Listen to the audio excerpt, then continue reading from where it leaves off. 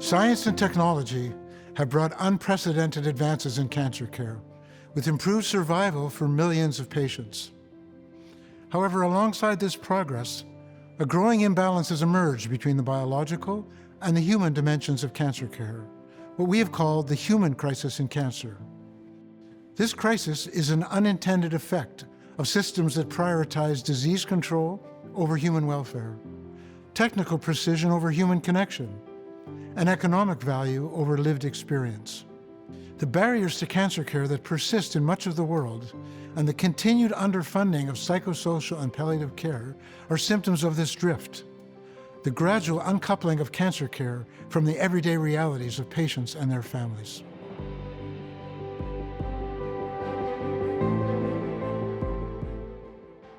Cancer treatment and care can push families into financial crisis. It is not only because of medical bills, but also due to the hidden costs such as transport, housing, caregiving, as well as loss of income. However, universal health coverage, as we currently define it, offers very little protection against these realities. By concentrating on coverage of clinical services alone, we risk leaving the most vulnerable people in the society to shoulder the heaviest non-medical and productivity costs. We therefore need to broaden what we mean by universal health coverage so that it spans the whole cancer care pathway and not just the hospital or clinic-related services. What this means is that we need to pair high-quality cancer treatment and care with practical support. And what are these? This includes travel and accommodation assistance, navigation services, income protection, and workplace flexibility. All of this ultimately requires strong links to social welfare support. Through universal health coverage, protects health and also protects livelihoods.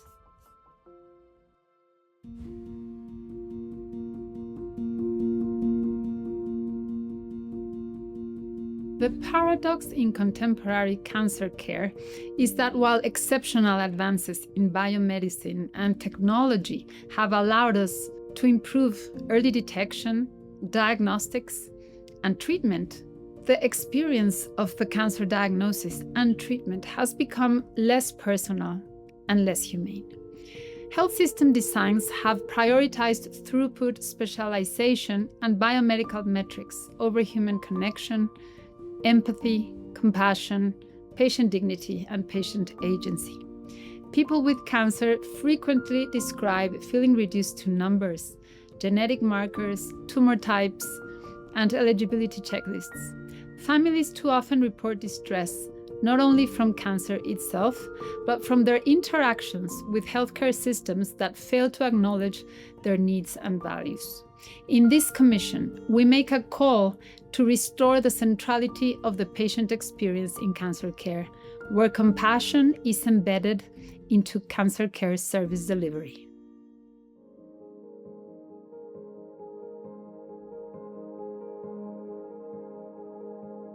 As a cancer survivor, I am truly grateful for the medical interventions that saved my life. However, it is a fact that I am forever changed and wounded, both physically and psychologically, as a result of cancer and the treatments I received. From the moment I received my diagnosis, I experienced a series of traumatic events that spanned many years. But my government and its healthcare system somehow didn't anticipate this, as I wasn't offered, as a matter of course or standard of care, any kind of emotional or psychosocial support. Compassion and concern for people and their quality of life, rather than a sole focus on tumors and the physical impacts of cancer and treatments, can be demonstrated by healthcare systems. Formal plans for treatment, survivorship, palliative care, and end of life must include the provision of psychosocial and other supportive care services.